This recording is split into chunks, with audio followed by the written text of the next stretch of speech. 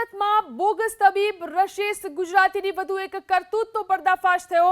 Bogus તબીબ બનાવવા માટે સુરત શહેરના અલગ અલગ 30 થી વધુ વિસ્તારોમાં કુલ 690 નકલી ડિગ્રી વેચી હોવાનો ખુલાસો થયો છે।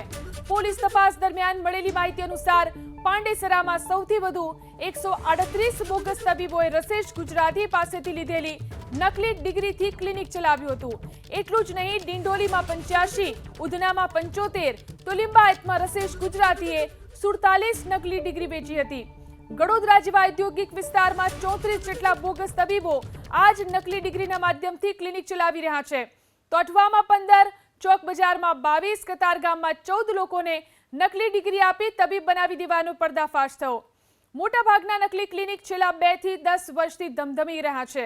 એટલું જ નહીં, રશેશ ગુજરાતી અને ભૂપેન્દ્ર રાવતે રાઈસ મિલના કામદાર, ગેરેજવાળા જેવા લોકોને પણ નકલી ડિગ્રી વેચી હતી, જે દરરોજના 50 થી 70 દર્દીની સારવાર કરતા હતા।